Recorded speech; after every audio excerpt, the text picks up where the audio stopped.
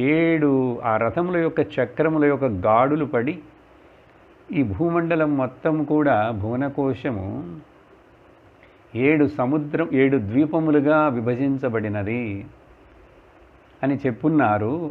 ఆ 7గా విభజించబడిన ద్వీపములు, ఆ ద్వీపముల చుట్టూ ఉండేటువంటి సముద్రములు, వాటి యొక్క కొలతలు, వాటి యొక్క విస్తీర్ణమంతా కూడా నేను తెలుసుకోవాలని, వాటి లక్షణములను ఆశపడుతున్నాను అని చెప్పి, ఎందుకు ఇవి అడుగుతున్నాను, ఈ జియోగ్రఫీ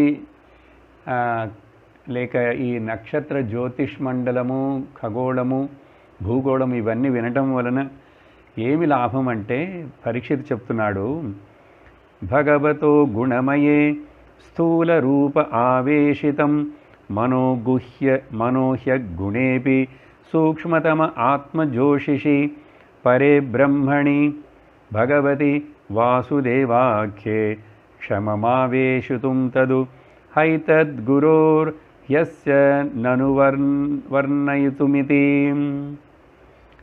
ఎందుకు అడుగుతున్నానంటే, ఓ మహాముని గురుదేవా, ఈ భగవంతుడు యొక్క మాయాశక్తితోటి నిర్మించిన ఈ త్రిగుణాత్మకమైనటువంటి స్థూల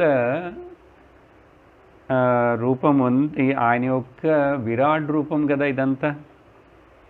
ఎవరైతే ఈ విరాట్ రూపము, విశ్వరూపము మీద ఏకాగ్రము చేసి మనస్సును దానిని గ్రహించగలుగుతాడో, ఎందుకంటే ఈ స్థూలమైనటువంటి విరాట్ రూపము, విశ్వరూపము ఈ బాహ్య చక్షువులకు కూడా కనపడుతున్నది. బాహ్య జ్ఞానేంద్రియముల వలన కూడా మనము దానిని స్పర్శించి, వాసన చూసి, కళ్ళతో చూసి, రుచి చూసి ఇలా తెలుసుకోవచ్చు 5 ఇంద్రియముల యొక్క శక్తి వలన. కాబట్టి ఎవరైతే ఈ కనపడే జగత్తు మొత్తము విశ్వరూపముగా భావిస్తాడో, అది పరమాత్ముడి యొక్క స్వరూపముగా భావించగలిగి ఏకాగ్రము చేయగలిగిన మనస్సు అవనికి వస్తే, ఈ భగవద్గీతలో 11వ అధ్యాయము విశ్వరూప దర్శనం, అక్కడ కూడా అర్థం ఏమిటంటే, మనకు ఈ మాంస కన్నులతోటే ఈ చూసే జగత్తు మొత్తం మాయా, త్రిగుణాత్మికమైన మాయాతో చేయబడినదైనా కూడా అది భగవంతుడి యొక్క శక్తి తప్ప మరొకటి కాదు కదా. కాబట్టి భగవంతుడిని ఏదో ఒక రూపంలో మాత్రమే, ఒక చోట మాత్రమే, ఒక కాలంలో మాత్రమే ఉన్నాడు అని అనుకోవటం, ఊహించటం, దానికోసం వెతకటం చాలా అల్ప బుద్ధి, అది బాల బుద్ధి. కాబట్టి కొంచెం వివేకం వచ్చి, జ్ఞానము, మెచ్యూరిటీ వచ్చినటువంటి ఆ మనుషుడు ఏకాగ్రముతో ఈ కనపడే జగత్తు మొత్తం కూడా ఆయన యొక్క విభూతి అని భావిస్తాడు. అది చేసిన వాడికిట భగవంతుడి యొక్క అవ్యక్తమైనటువంటి, సూక్ష్మమైనటువంటి, నిర్గుణ నిరాకారమైనటువంటి ఆ పరబ్రహ్మ తత్వమును, నిర్గుణ పరబ్రహ్మ స్వరూపము కూడా ఒక జీవుడు గ్రహించి తెలుసుకునేందుకు అవకాశం ఉంటుంది. కాబట్టి స్థూలములో నుంచి సూక్ష్మమునకు వెళ్ళాలి. మనకు కళ్ళకు, ఇంద్రియములకు గోచరమైన దాని నుంచి మనస్సుకు గోచరము కాని, ఇంద్రియములకు మనస్సుకు కూడా ఆధారముగా ఉన్నటువంటి ఆ ఆత్మతత్వమును, పరమాత్మతత్వమును ప్రతి ఒక్కరూ తెలుసుకోవడానికి ప్రయత్నించాలి. ఇదే ఈ శరీరం యొక్క, మనుష్య జీవితం యొక్క లక్ష్యం అని చెప్పి, సో వాసుదేవని ఎవరినైతే పిలుస్తున్నామో ఆ స్వయం ప్రకాశక రూపమైనటువంటి, ఆత్మస్వరూపమైనటువంటి, అన్ని ప్రాణులు నివసిస్తున్నటువంటిది ఆయనే కదా. కాబట్టి నాకు ఆ వాసుదేవుడి గురించి వింటున్నట్లే మీరు భువనకోశం గురించి చెప్తున్నారంటే, అందుకనే పర్వతములను చూస్తున్నాము, నదులలో స్నానం చేస్తున్నాము అంటే, ఆకాశంలో నక్షత్రములను, సూర్యుడిని, చంద్రుడిని చూస్తున్నామంటే, ఆకాశంలో ఎగిరే పక్షులను చూస్తున్నామంటే, ఇవన్నీ కూడా మనకు ఆ భగవంతుడి యొక్క ప్రత్యక్షముగా, రూపముగా మనకు గోచరము కావాలి. ఇది చాలా అవసరం. భక్తిలో మనకు ఎప్పుడైతే బాగా పెరుగుదల వచ్చి పరిపక్వత వచ్చినప్పుడు ఇటువంటి విశ్వరూప ధ్యానం, విశ్వరూప భక్తి రావాలి. దానికోసం ఈ యొక్క భువనకోశ వర్ణనం అలా చెప్తున్నప్పుడు సుఖమహాముని చెప్తున్నారు, ఈ భగవంతుడి యొక్క ఈ లీలలు ఇవన్నీ కూడా మనుషుడికి దేవతలకి కూడా ఏదో ఆయుష్లో డిఫరెన్స్ తోటి ఎక్కువ ఆయుష్ ఇచ్చున్నా కూడా భగవంతుడు ఈ జీవుడు వలన, మనుషుడు వలనో, దేవతల మూలముగా, దేవతల నోటి గుండానో ఈ భగవంతుడి యొక్క విరాట్ రూపము, ఆయన యొక్క విశ్వరూపమును ఊహించి వాక్కులతోటి చెప్పేందుకు సాధ్యమయ్యేది కాదు. అది అట్లా దాని అంతమును ఎవరు చెప్పలేరు.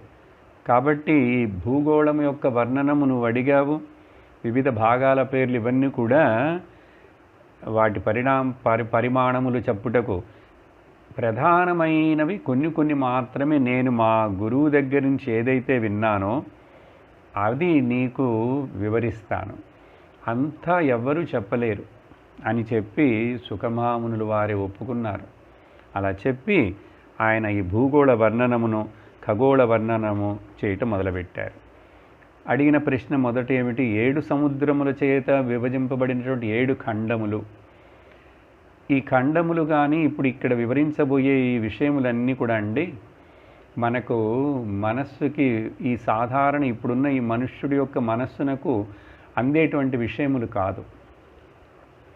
అన్నీ కొంచెం అలౌకికముగానే ఉంటాయి, అన్నీ కొంచెం దైవికముగా ఉంటాయి.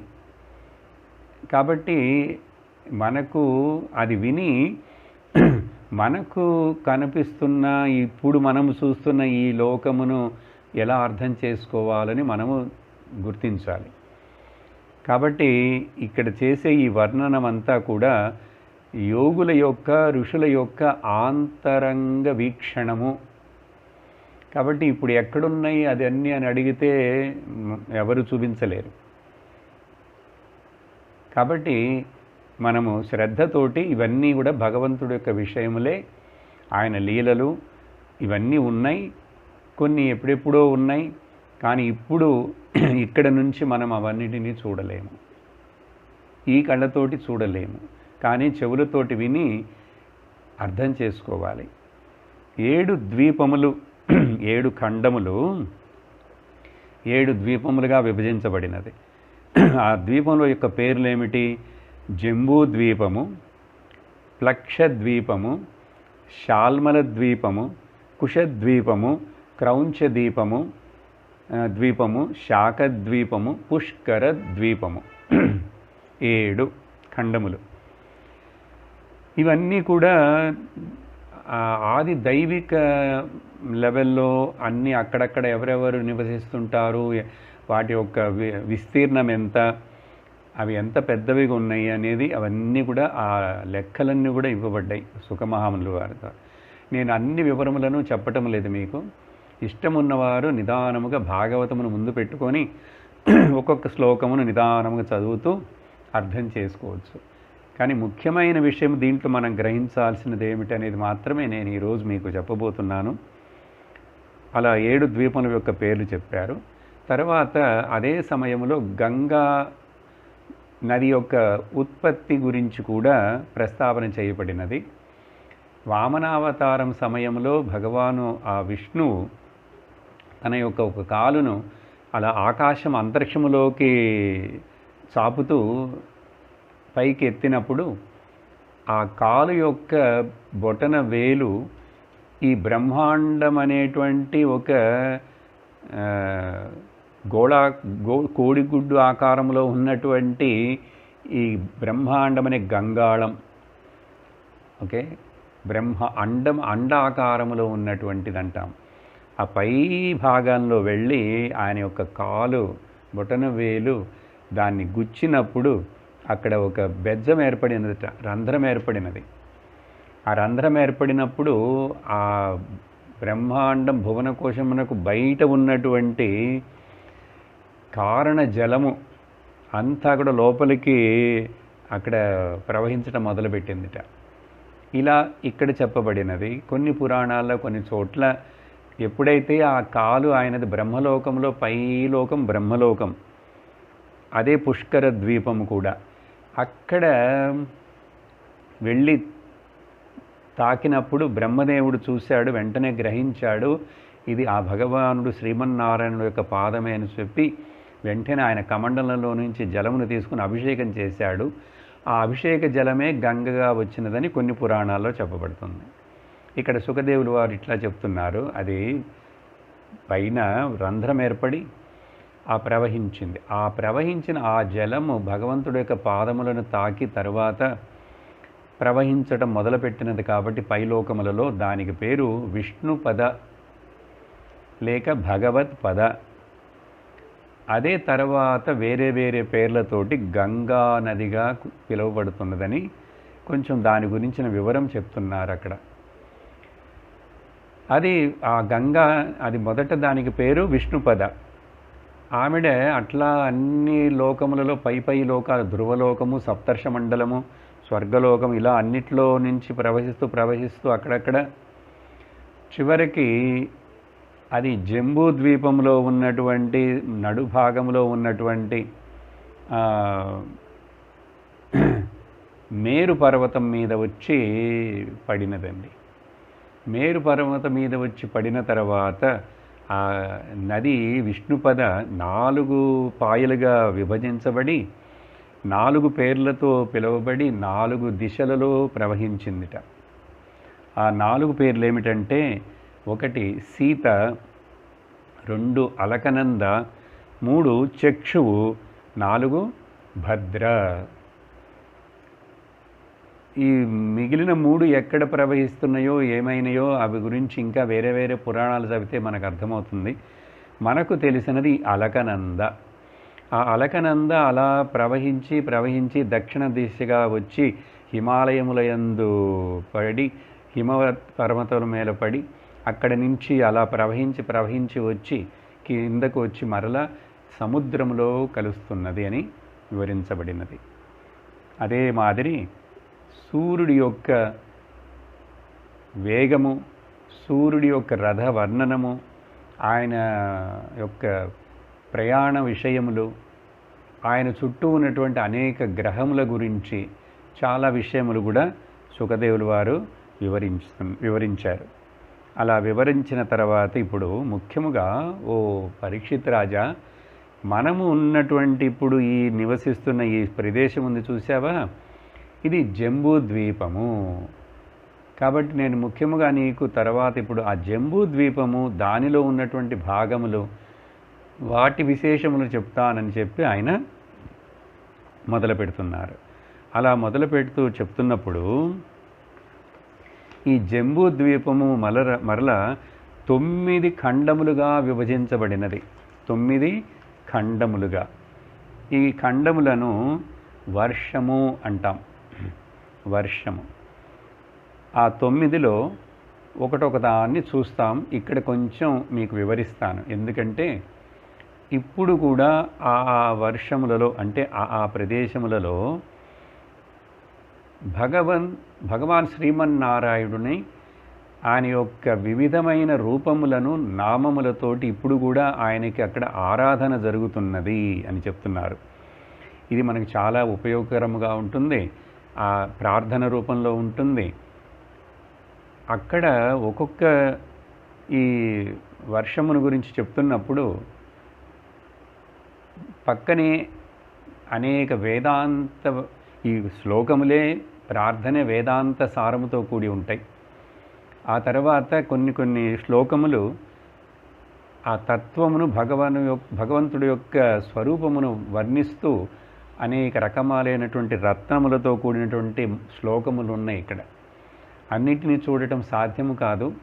కాబట్టి మీకు కొంచెం పరిచయం చేస్తూ మనం ఈ 9 వర్షముల యొక్క వివరణను వింటూ చివరికి మనము భారత వర్షము యొక్క గొప్పతనం ఏమిటో విందాం. మొదటట ఇలావృత్తం అనే వర్షం, ఆ భాగంలో శివభగవానుడు మాత్రమే నివసిస్తాడుట, ఒకే ఒక పురుషుడు. అక్కడ మరి ఒక పురుషుడు లేడు ఇలావృత్త వర్షములో. అక్కడ ఎవరైనా పురుషులు ప్రవేశిస్తే వాళ్ళందరూ స్త్రీలుగా మారిపోతారుట, మారిపోవాలని పార్వతీదేవి శపించి ఉన్నదిట. ఈ విషయమంతా కూడా నేను వేరే కథలో నీకు సందర్భం వచ్చినప్పుడు చెప్తాను, ఎందుకు అటువంటి శాపం ఇచ్చినది ఏమిటనేది. ఇప్పటికి ఇంతవరకు తెలుసుకో. ఇలావృత్త వర్షములో శివభగవానుడు మాత్రమే పురుషుడు. ఆ పార్వతీదేవి అనేక వేల మంది దాసి సేవికలతోటి ఆ శివభగవానుడిని ఆరాధిస్తూ అక్కడ వాడు నివసిస్తుంటారు అన్నారు. ఆ శివభగవానుడు ఎవరో కాదు, సంకర్షణుడే శివుడు, శివుడే సంకర్షణుడు అని ఒక శ్లోకములో అది కూడా వివరిస్తున్నారు. నారాయణ భగవానుడి యొక్క 4వ రూపమైనటువంటి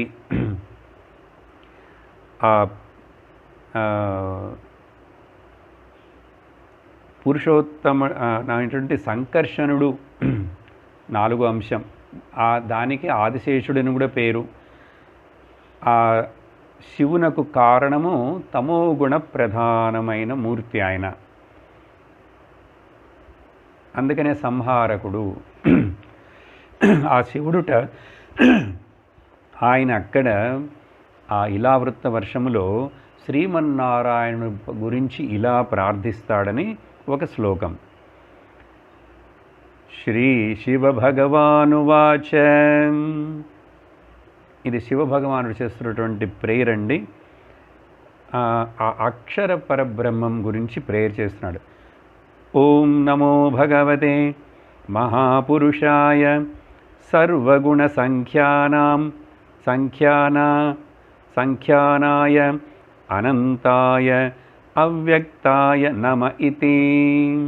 చూడండి,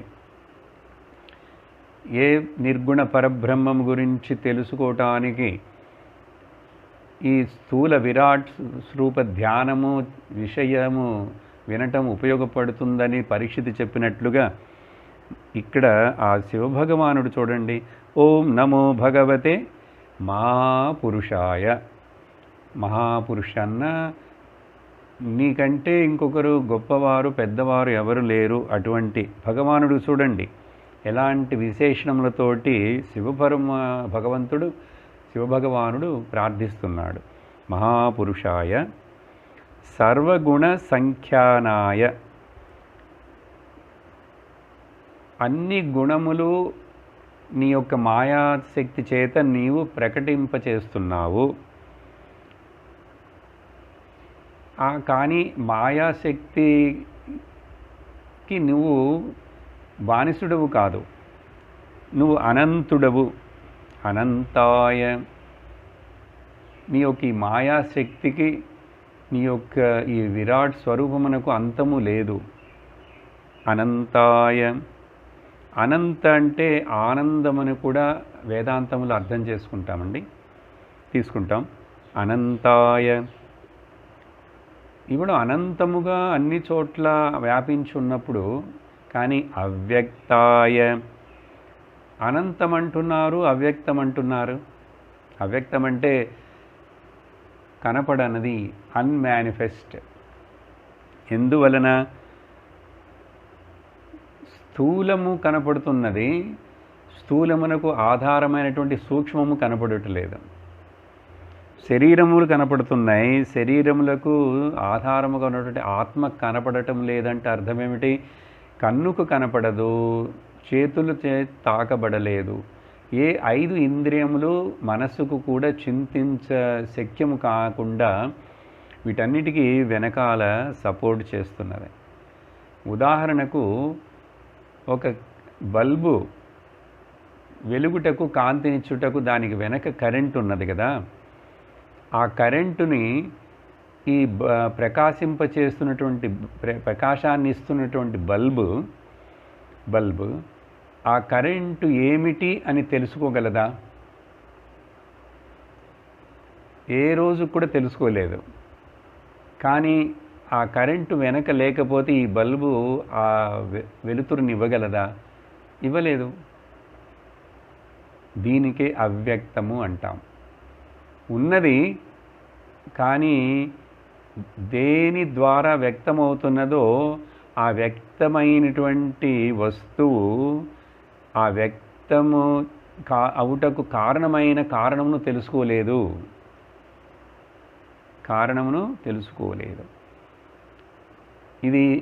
ఈ విషయం అర్థం కావాలంటే శాంతముగా ధ్యానం చేయాలి. ఈ పదములతోటి వింటే చెవులకి వెంటనే అర్థమైపోయే విషయం కాదు.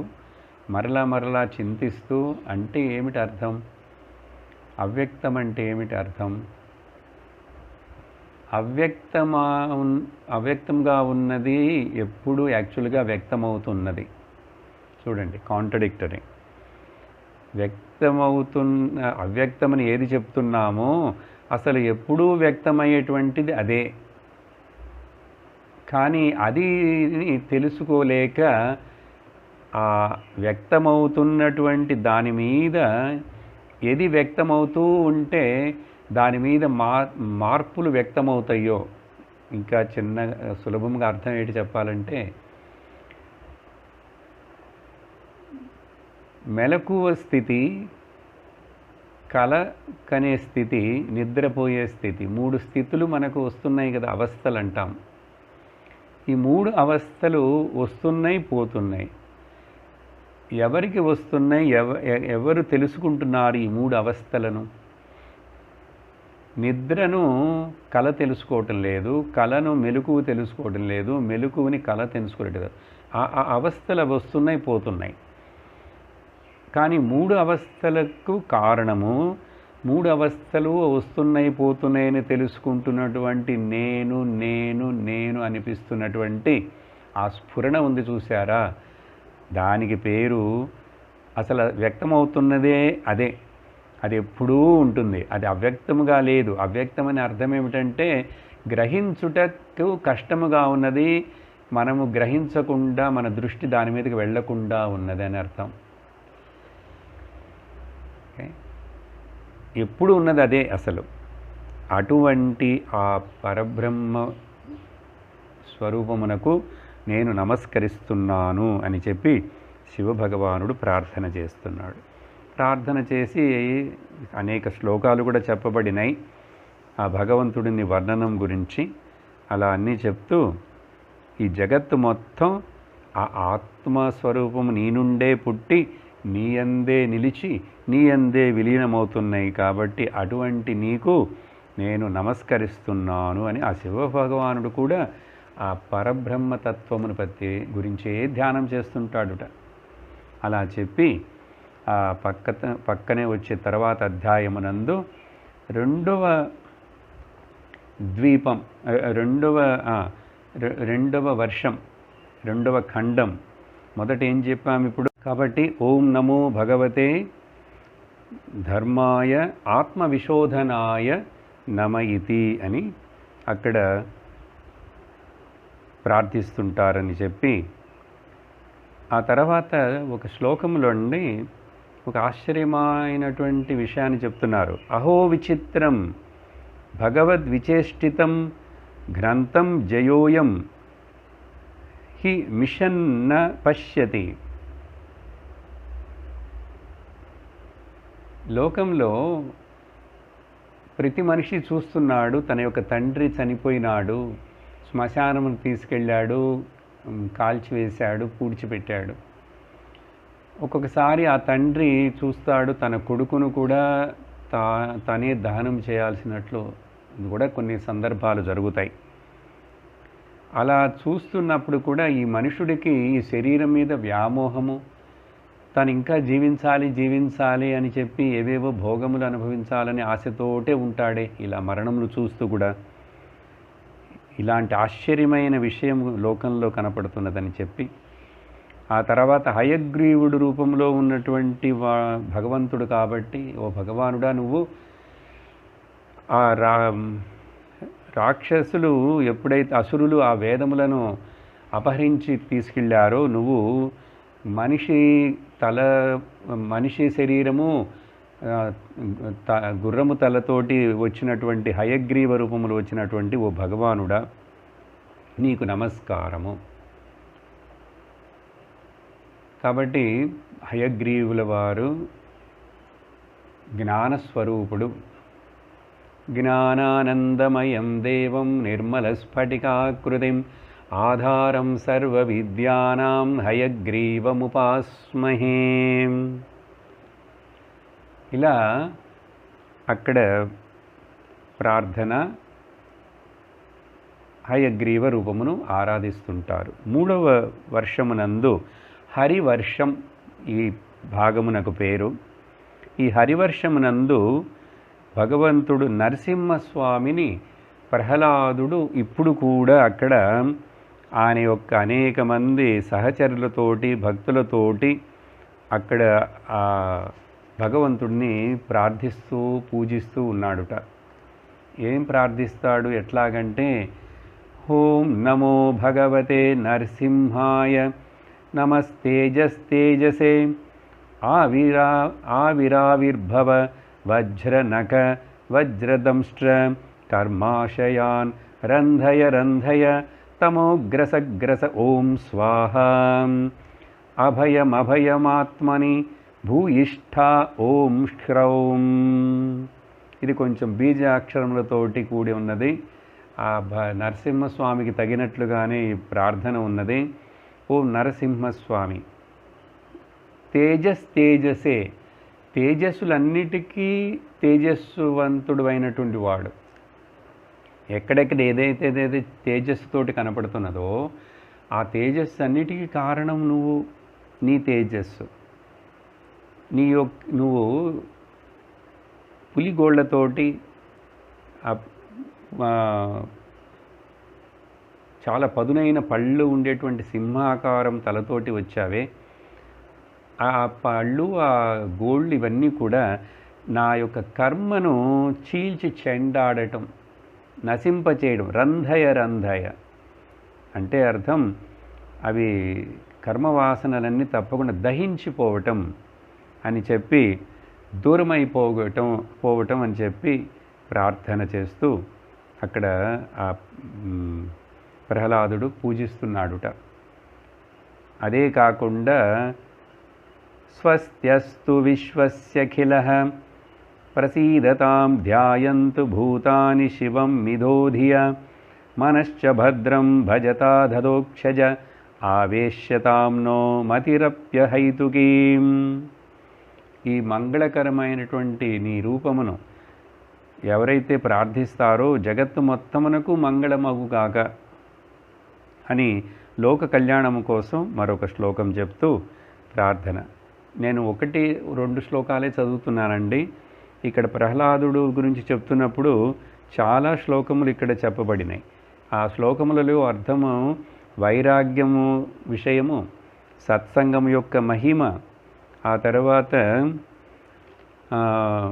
మంచి గుణములో ఉన్నటువంటి మనస్సే దేవతల యొక్క నిత్య నివాసము. కాబట్టి సాత్విక మనసు, సాత్విక గుణములే భగవంతుడి యొక్క దర్శనమునకు కారణమవుతాయి. కాబట్టి మనిషి యొక్క మంచి గుణములే ఆ మనిషి యొక్క గొప్పతనమును తెలుపుతాయి. కానీ వయస్సు వలన మనుషుడు గొప్పవాడు కాడు అని చెప్పి వృద్ధుడుగా ఉండాలి అని ఒక శ్లోకంలో చెప్పి, నిర్భయత్వము దుఃఖ నివృత్తి. ఈ భక్తి చేయటం వలన, శుద్ధ భక్తి వలన వచ్చేటువంటి జ్ఞానం వలన ఏమిటి ప్రయోజనం అంటే, జన్మ మరణాలకు పరంపరగా ఉన్నటువంటి సంసారము, దీనిలో వచ్చేటువంటి అనేక మనోవ్యాధులు, శరీర వ్యాధులు, కష్టాలు, వీటన్నిటినీ ఎవరైతే రాగము, శోకము, కోపము ఇవన్నిటినీ, అదే చెడ్డ గుణములన్నిటినీ వదిలేసేస్తారో వాళ్ళకు మాత్రమే ఈ భగవంతుడు మీద ప్రేమ ఏర్పడి, ఆయన పాదముల మీద భక్తి ఏర్పడి, వాళ్ళకి మాత్రమే నిర్భయత్వము, దుఃఖ నివృత్తి ఏర్పడుతుందని చెప్పి, లక్ష్మీ నృసింహ మమదేవ కరావలంబనం. ఆ తర్వాత కేతుమాల అనే ఖండమునందు, వర్షమునందు అక్కడ లక్ష్మీదేవియే కామదేవుడు రూపంలో ఉన్నటువంటి ఆ భగవాను విష్ణువును, కామదేవుడు వేరు కాదు, భగవంతుడు వేరు కాదు, ఆయన యొక్క రూపమే ఆ కామదేవుడు కూడా. ఈ కామదేవుడికే మరొక పేరు ప్రద్యుమ్నుడని కూడా. కృష్ణుడు అవతారంలో వాళ్ళకి పిల్లవాడిగా పుట్టాడు ప్రద్యుమ్నుడు, కామదేవుడే. ఆ కేతుమాల వర్షమునందు లక్ష్మీదేవి ఇలా చక్కగా అనేక మంది ప్రజాపతులు, వాళ్ళ పిల్లలు, రాత్రులు పగలనే దేవతలతోటి కలిసి ఆమెడ అక్కడ ప్రార్థిస్తూ పూజిస్తూ ఉంటుందిట. ఏమని ప్రార్థిస్తుంది?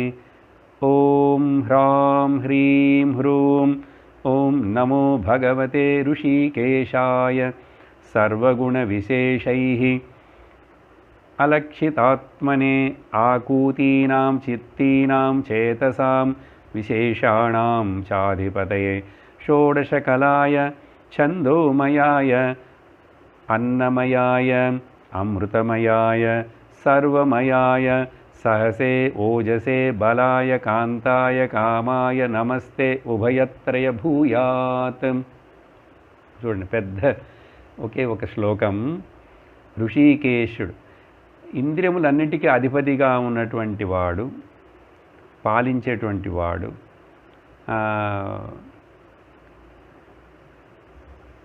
కానీ ఇంద్రియముల వలన లక్షిత ఆత్మనే,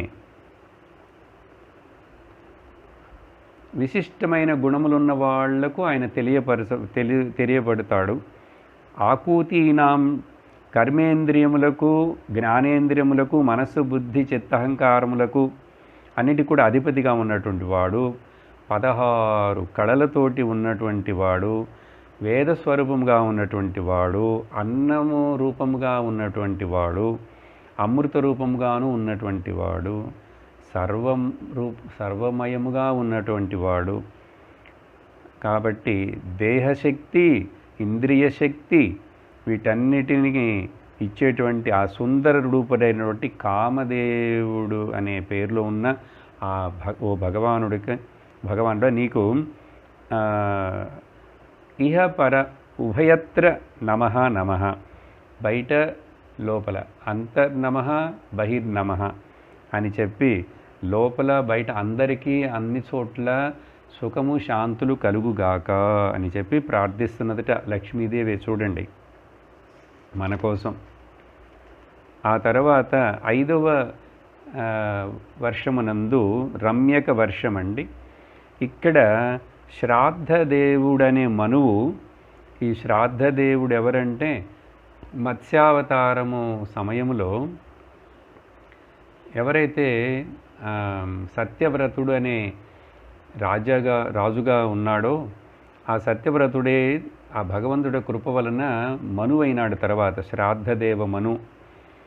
ఈ వర్షంలో ఈ ఖండమునందు మత్స్యావతార రూపంలో ఉన్నటువంటి ఆ భగవాను విష్ణువుని ఈ శ్రాద్ధదేవుడు ఇప్పటికి కూడా చాలా ప్రియముతోటి ఆరాధిస్తున్నాడుట. ఆయన చెప్పే మంత్రం ఏమిటండి? ఓం నమో భగవతే ముఖ్యతమాయ నమః సత్వాయ ప్రాణయౌజసే సహసే బలాయ మహామత్స్యాయ నమ ఇతి. ఆ తర్వాత హిరణ్మయ వర్షమునందు కూర్మావతార రూపంలో ఉన్నటువంటి ఆ భగవంతుడిని అర్యముడు, పితృదేవతలందరికీ నాయకుడు, అధిపతిగా ఉన్నటువంటి అర్యముడు ఆ ఖండంలో ఉన్నటువంటి జనులందరితో కలిసి ఈ మంత్రమును చెబుతూ ఆ కూర్మావతార రూపుడైనటువంటి భగవంతుణ్ణి ఆరాధిస్తున్నారట. ఓం నమో భగవతే ఆకూపారాయ సర్వసత్వగుణ విశేషణాయ అనుపలక్షితస్థానాయ నమో వర్ష్మణే నమో భూమ్నే నమో వస్తాయ నమస్తే. ఈ శ్లోకములు విని మన చెవుల్లో పడితేనే చాలండి, అర్థములన్నీ లోతుగా తెలియకపోయినా కూడా. తర్వాత 7వ వర్షం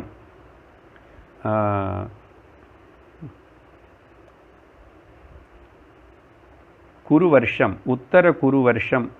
இந்த కురువర్షమునందు వరాహ రూపంలో ఉన్నటువంటి భగవంతుడు వరాహస్వామిని భూదేవి పూజిస్తున్నదట. ఎందుకంటే ఆ భూదేవిని బయటికి తీసుకొచ్చింది సముద్రంలో నుంచి ఆ రూపంతోనే కదా. ఆమెడ ఏమి ప్రార్థిస్తున్నది శ్లోకం చూడండి. ఓం నమో భగవతే మంత్రతత్వలింగాయ యజ్ఞక్రతవే మహాద్వరావయాయ మహాపురుషాయ నమ కర్మశుక్లాయ త్రియుగాయ నమస్తే. అందుకనే మంత్రతత్వలింగాయ యజ్ఞక్రతవే, యజ్ఞస్వరూపుడుగా ఆ వరాహస్వామిని ఆరాధించటం సంప్రదాయం. అందుకని ఆయనని యజ్ఞస్వరూప వరాహుడు అంటారు. కలియుగంలో తప్ప మిగిలిన 3 యుగంలో నువ్వు స్పష్టముగా దర్శనమిచ్చి ప్రకటనమవుతావు. కానీ కలియుగంలో చాలా కష్టం. చివరికి ఎప్పుడో ఏదో నువ్వు కలికి అవతారం తీసుకుని వస్తావు. ఆవిడ అక్కడ ప్రార్థిస్తున్నది భూదేవి ఈ వర్షమునందు. ఆ తరువాతదండి కింపురుష వర్షం. కింపురుష వర్షములో మన భగవద్భక్తుల్లో ఉత్తముడైనటువంటి హనుమంతుడు ఆయన కింపురుషులకు చెందినవాడండి. ఆ శ్రీరాముడిని అచంచలమైన భక్తితోటి ఇప్పుడు కూడా అక్కడ ప్రార్థిస్తూ పూజిస్తూ ఆరాధిస్తున్నాడుట. ఆ హనుమంతుల వారు కింపురుష వర్షములో ఆ శ్రీరామచంద్రుడిని ఎలా ప్రార్థిస్తున్నాడు వినండి. ఓం నమో భగవతే ఉత్తమ శ్లోకాయ నమ ఆర్యలక్షణశీలవ్రతాయ నమ ఉపశిక్షితాత్మన ఉపాసితలోకాయ నమస్సాధు వాదనికషణాయ నమో బ్రహ్మణ్యదేవాయ మహాపురుషాయ మహారాజాయ నమ ఇతి. శ్రీరాముల వారు అంటే ఏమిటండి? ధర్మమునకు చిహ్నం ఆయన. రామో విగ్రహవాన్ ధర్మ. కాబట్టి హనుమంతుల వారు ఆయన యొక్క అత్యంత ఉత్తమ గుణములను వర్ణిస్తున్నాడు ఇక్కడ. ఉత్తమ శ్లోకాయ, ఆర్యలక్షణ చూడండి అన్ని ఆయన గుణములు. బ్రహ్మణ్య దేవాయ, బ్రాహ్మణులు బ్రహ్మవేత్తలంటే నీకు చాలా ఇష్టము, వాళ్ళని కూడా నువ్వు పూజిస్తావు. ఓటువంటి మహాపురుషాయ, మహారాజుగా ఉండి రామరాజ్యమును నడిపి నువ్వు అటువంటి నీకు నమస్కారం అని చెప్పి ఆ తర్వాత హనుమంతుల వారు కొన్ని శ్లోకములు అద్వైత భావనతోటి నామరూప అతీత నిర్వికార ఆత్మతత్వము నువ్వు అని చెప్పి ఆయన చక్కగా ఆయన యొక్క జ్ఞానమును ఆ భక్తితోటి చూపిస్తూ ప్రార్థిస్తున్నాడు. ధర్మమును నడిపించుటకు నీ నామం ఈ లోకములో మార్గం చూపిస్తుంది అందరికీ. అలా ప్రార్థించి ఆయన తర్వాత చివరగా అండి 9వది భారతవర్షము. ఇది ముఖ్యం మనకు.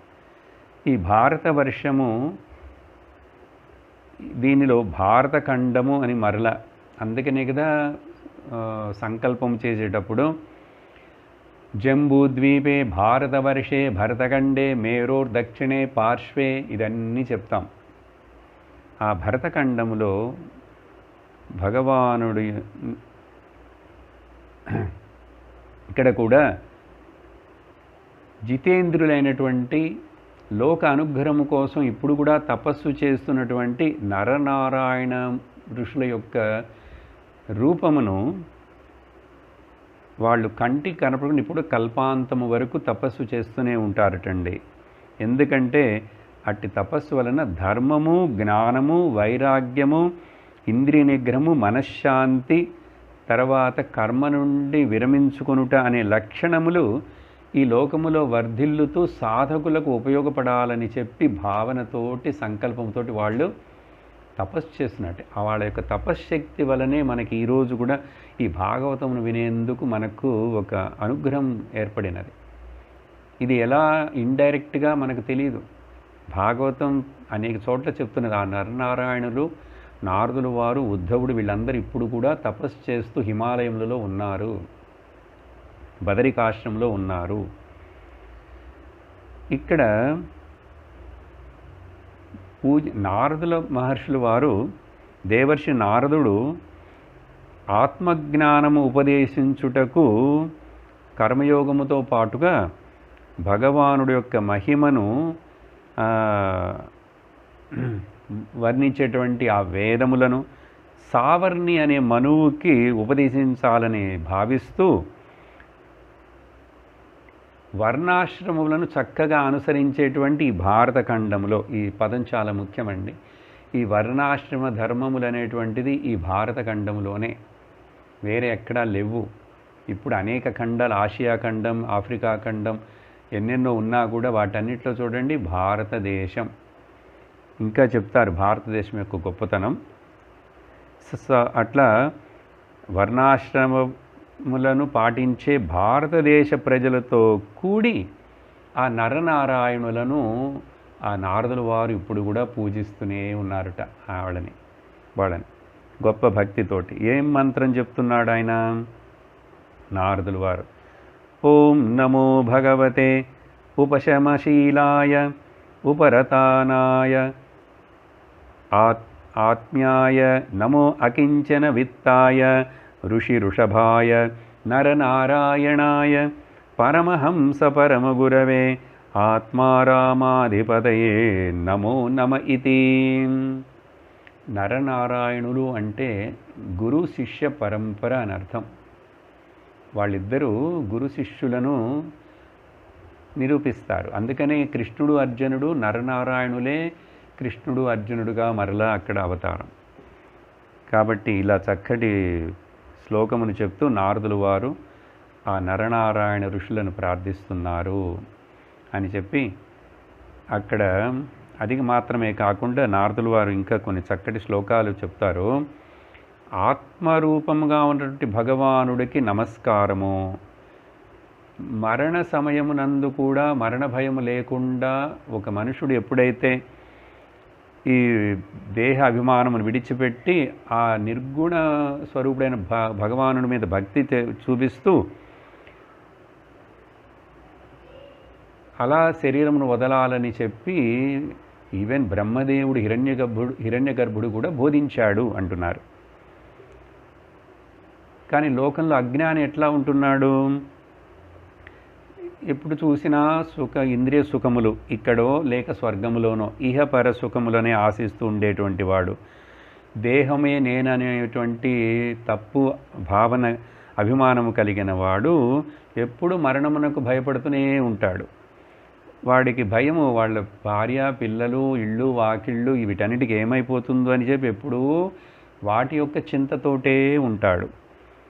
కానీ వివేకము ఉన్నటువంటి వాడు ఇలా భాగవతము విని వేదాంతమును శ్రవణము చేసినటువంటి ముముక్షువు భయపడడు. మనము భక్తి చూపిస్తున్నాము, నేను భక్తుడని చెప్పి కూడా మళ్ళీ మనం భయపడుతున్నామంటే నారదుల వారు అంటున్నారు ఇక్కడ, నీ భక్తి సాధనంతా వృధా అంటున్నారు.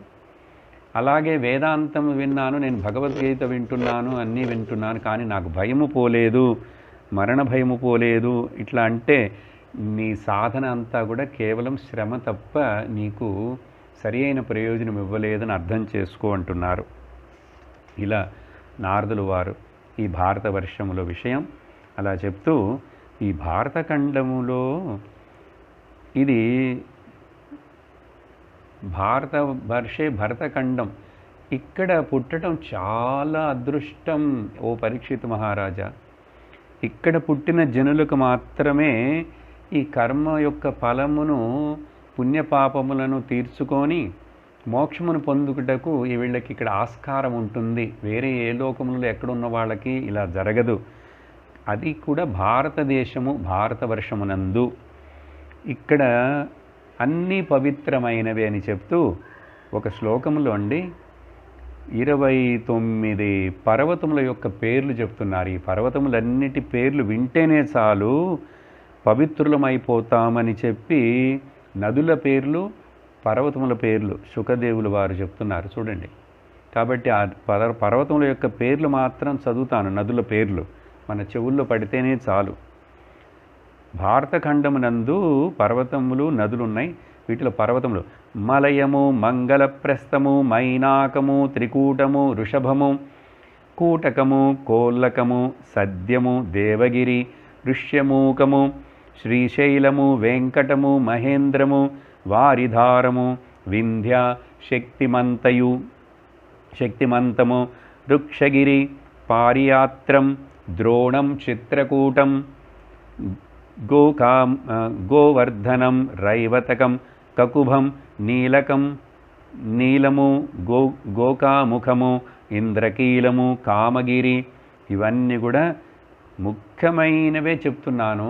ఇలాంటివి వందల సంఖ్యలో పర్వతములు, ఇక్కడ నదులు, వాటిలో నుంచి ప్రవహించే అనేక నదులు ఉన్నాయి ఓ పరీక్షిత్ మహారాజా అని చెప్పి నదుల యొక్క పేర్లను చెప్తున్నారండి. చంద్రవశ తామ్రపర్ణి అవటోద కృతమాల వైహాయసి కావేరి వేణి పయస్విని శర్కరా వర్ష తుంగభద్ర కృష్ణ వేణ్య భీమరథి గోదావరి నిర్వింధ్య పయోష్టి తాపి రేవ సురస నర్మద చర్మణ్వతి సింధువు మహానది వేదస్మృతి ఋషికుల్య సరస్వతి దృషద్వతి గోమతి సరయు రోధస్వతి సప్తవతి సుషోమ శతద్రు చంద్రభాగ మరధృత వితస్థ అసిక్ని విశ్వ అండ్ బ్రహ్మపుత్ర శోణము అనే నదులు. చూడండి ఎన్ని నదులు. అందుకనే మనుషుడు జీవితంలో ముసలివాడయ్యే లోపల కొన్ని నదుల్లో అయినా పోయి అవన్నీ భగవంతుడి యొక్క రూపములని తన మనసును శుద్ధి చేసుకున్నట్టుకు వెళ్ళి తీర్థము స్నానాలు చేయాలి. అది చెప్పే ఈ భారత ఖండంలో పుట్టిన మనుషుడు మాత్రమే అంటున్నారు. ఇక్కడ పుట్టిన మనుషుడు మాత్రమే అతడు చేసుకున్నటువంటి సాత్విక రాజసిక తామసిక కర్మలకు తగినట్లుగా దేవలోకమును మనుష్యలోకమును నరకములోకములను మరలా పొందుటకు ఇక్కడ వీటికి అవకాశం ఉన్నది. కాబట్టి ఏ గుణము పెంచుకుంటే మనము మంచి గతులను పొందుతాము, లేక జ్ఞానమును పొందుతాము, పాపపుణ్యములను నుంచి విడిపింపబడతామనేటువంటిది ఇక్కడ ప్రయత్నించుకోవాలని చెప్పి ఇక్కడ. కాబట్టి ఇక్కడ పుట్టి కూడా మనుషుడు ఆ పురుషోత్తముడి మీద భక్తి చేస్తూ ఇతర భోగములు సుఖముల మీద ఉండేటువంటి విషయమును ఆసక్తిని వదిలేసి మోక్షమునకు లక్ష్యముగా ఉన్నటువంటి భారతదేశము దీనిని ఉపయోగించుకోవాలి అని చెప్తూ, ఇంకా కూడా భారతదేశం యొక్క గొప్పతనం చెప్తూ ఇక్కడ ఇది ఋషి పరంపర. దేవతలు వాళ్ళు పాడుతున్నారట భారతదేశమును గురించి. దేవతలు ఆశ్చర్యముతోటి గానం చేస్తున్నారట. ఆహా, ఈ భారతదేశంలో పుట్టిన వాళ్ళందరూ ఎంత పుణ్యం చేసి ఉన్నారు, లేకపోతే వీళ్ళకి ఆ శ్రీహరి యొక్క భక్తి ఎంతో వీళ్ళ మీద ప్రసన్నడైనాడు కాబట్టి వీళ్ళకి చాలా సులభముగా ఆ భక్తిని వాళ్ళు చూపిస్తున్నారే. వీళ్ళందరూ భారతదేశ ప్రాంగణంలో ఇక్కడ మనుషులై పుట్టారు. ఎందుకంటే ఇక్కడ ఇది మోక్షమునిచ్చే భూమి అంటున్నారు. చూడండి దేవతలు, ఇది పుణ్యభూమి, కర్మభూమి, తపోభూమి, జ్ఞానభూమి, త్యాగభూమి, భోగభూమి మాత్రం కాదు అని చెప్పి వాళ్ళు అంటున్నారట. మనకింకా ఏవైనా మనము చేసినటువంటి ఏవైనా మంచి పుణ్యములు అవన్నీ ఉంటే మనకు కూడా ఈ జన్మ ఈ భారతదేశంలో పుట్టేట్టుగా దొరికితే చాలు అని వాళ్ళు కూడా గానం చేస్తున్నారట దేవతలు. అలా చెప్తూ మరలా ఒక శ్లోకంలో కర్మకాండని నిందిస్తూ దేవతలు, ఎవరో కాదు దేవతలు ఈ కర్మకాండను నిందిస్తున్నారు. ఏమిటి కర్మకాండ అంటే ఏమిటి? భోగములు. మనము ఎంతో కష్టపడి యజ్ఞములు యాగములు అన్నీ చేసి పుణ్యం సంపాదించుకొని ఇంకా స్వర్గమునికి వచ్చి ఇక్కడ దేవతల పదవుల్లో ఉన్నాం. కానీ ఇది కూడా అల్పమే, ఇది కొంతకాలం తర్వాత తీరిపోతుంది, దీనితో మనకేమిటి ప్రయోజనం ఉన్నదని ఇప్పుడు భావిస్తున్నారు వాళ్ళు. ఎందుకంటే ఈ స్వర్గములో ఎప్పుడు ఇంద్రియ ఉత్సవములే జరుగుతుంటాయి. చూడండి ఇక్కడ ప్రమృష్టాతిశయే ఇంద్రియోత్సవాత్, ఇక్కడ ఎప్పుడు చూసినా భోగములు ఇంద్రియ సుఖములకు సంబంధించినటువంటివే ఇక్కడ ఉత్సవాలు జరుగుతుంటాయి. కాబట్టి నారాయణ పాదపద్మముల స్మరణ ఉంచి ఇక్కడ ఉండదు, తుడిచివేయబడినది అంటున్నారు. ఎవరు? దేవతలు చెప్తున్నారు, వినండి. కాబట్టి స్వర్గము పుణ్యము లోకములకు పోయి కల్పం వరకు ఉండే పెద్ద ఆయుష్తోటి ఎక్కడెక్కడో పుట్టే బదులు అట్లా పుట్టేటికంటే భారత భూమిలో పుట్టి కొంచెము ఆయుష్తో ఉన్నా కూడా పర్వాలేదు. ఇక్కడ ఏంటంటే ఆ కొద్ది కాలంలోనే వివేకమును పెంచుకొని వైరాగ్యమును వర్ధిల్ల చేసుకొని ఈ దేహము నేను కాదనేటువంటి ఒక ఆత్మజ్ఞానమును పొంది ఒక్క క్షణములోనే శ్రీహరికి మొత్తం సమర్పించి వీళ్ళు భయరహితులై మోక్షమును పొందుతున్నారే. చూడండి భారతదేశం యొక్క గొప్పతనం. ఇక్కడ శాస్త్రములు, ఈ విద్యలు, ఈ హరికథలు, భాగవతం ఇవన్నీ వెంటనే హరికథ యొక్క మహిమ. ఎందుకంటే ఇక్కడే భగవంతుడి యొక్క కథలను వినుటకు ఆస్కారం ఉంది. అనేక పురాణములు, అనేక సత్సంగములు, అనేక జ్ఞానులు, మహాత్ములు, భాగవతులు. కాబట్టి భారతదేశంలో పుట్టి మోక్షమునకు ప్రయత్నించాలి అని కూడా ఒక శ్లోకములో చెప్పి ఇటువంటి దేహము, మనిషి దేహము భారతదేశంలో పుట్టి కూడా మోక్షమును పొందుటకు ఎవరైతే ప్రయత్నం చేయడో వీడు ఎటువంటి వాడంటే వేటగాడి యొక్క వలలో చిక్కుకొని ఎట్లాగో మనకు విడుదల వచ్చింది ఒక పక్షికి, పోయి మళ్ళీ కావాలని వెళ్ళి అది ఆ వలలో చిక్కుకుంటుందా? ఉదాహరణ చెప్తున్నారు చూడండి. వాడు మరలా నూకలు వేస్తే గింజలు, ఆ పక్షి మళ్ళీ వాటికి వ్యామోహం చెంది మరలా వెళ్ళి ఆ వలలో చిక్కుకుంటుంది. అలాగే మోక్షమును పొందుటకు చక్కటి అవకాశమునిచ్చే మనుష్య శరీరము, అటువంటి దేశము భారతవర్షంలో మనము పుట్టి ఎవరైతే మరలా సంసార బంధములోనే చిక్కుకోవాలని నిశ్చయించుకుంటే వాడు చాలా మూఢుడు అని చెప్పి, తర్వాత ఏమిటి ఇక్కడ రహస్యం? యజ్ఞములు యాగములు పెద్ద పెద్దవి చేయకపోయినా కూడా నువ్వు చేసే నిత్య కర్మలు ఇవన్నీ కూడా నిష్కామముతోటి చేస్తూ, ఆ నిష్కామ యజ్ఞమే భగవంతుడికి ఆనందమునిస్తుంది.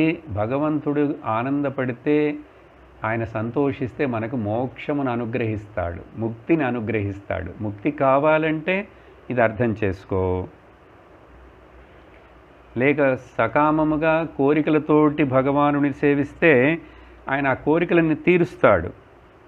కానీ మరలా ఆ కోరికల వలన మరలా భోగములు అనుభవించి మరలా పుట్టి మరలా సంసారంలో చిక్కుకుంటాం. ఇలా చెప్పిన తర్వాత దీనితోటి ఈ యొక్క భారతదేశం యొక్క గొప్పతనమంతా వివరించి వర్ణించి వాళ్ళు దేవతలందరూ కూడా మనకు మరలా అటువంటి ఆ భారతదేశంలో మనుష్య జన్మ కలుగుగాక అని దేవతలు ప్రార్థిస్తున్నారు. బాగా అర్థం చేసుకోండి. మనం ఇక్కడ ఇప్పుడు మరి పుట్టిన తర్వాత దేవతలే దీన్ని ఆశిస్తున్నారంటే, ఆశపడుతున్నారంటే మనం ఈ యొక్క అదృష్టమును వదులుకుంటామా? వేస్ట్ చేసుకోవచ్చా? కాబట్టి ప్రతి ఒక్కరూ మనం ఆ శుద్ధమైన భక్తిని కలిగించేందుకు వివేక వైరాగ్యములతో జ్ఞానమును పొందుటకు ప్రయత్నించాలి. ఇలా ఈ జంబూద్వీపము యొక్క దానిలో ఉన్నటువంటి ఈ వర్షములలో భారతదేశం యొక్క గొప్పతనంని చెప్పి దీనితోటి ఇంకా కూడా చాలా గ్రహముల వర్ణనం ఇవన్నీ కూడా చెప్పబడినండి. ఇలా అనేక విషయములను విస్తృతముగా వివరించారు. అవన్నిటిని కూడా మనము శ్రద్ధగా వాళ్ళు చదువుకోవాలి. ఇలా అయిన తర్వాత మనము దీనితోటి ఈ 5వ స్కందమును ముగించుతాం. వచ్చే సత్సంగమునందు మనము ఇంకొక విషయం ఉందండి, అది చెప్పాలి. నరకములను గురించి వర్ణిస్తారు. అది కొంచెం మనం తెలుసుకోవాల్సిన విషయం. వచ్చే సత్సంగంలో నరక యాతనముల యొక్క వర్ణనము, ఆ నరకములనేవి వేరే ఎక్కడో ఉన్నాయా లేక ఇక్కడే ఉన్నవా? ఆ విషయమును మనము వచ్చే సత్సంగంలో చూద్దాం. ఓమానందం ఓమానందం ఓమానందం సచ్చిదానందం ఓమానందం బ్రహ్మానందం ఓమానందం ఆత్మానందం ఓమానందం కృష్ణానందం ఓమానందం అమృతానందం.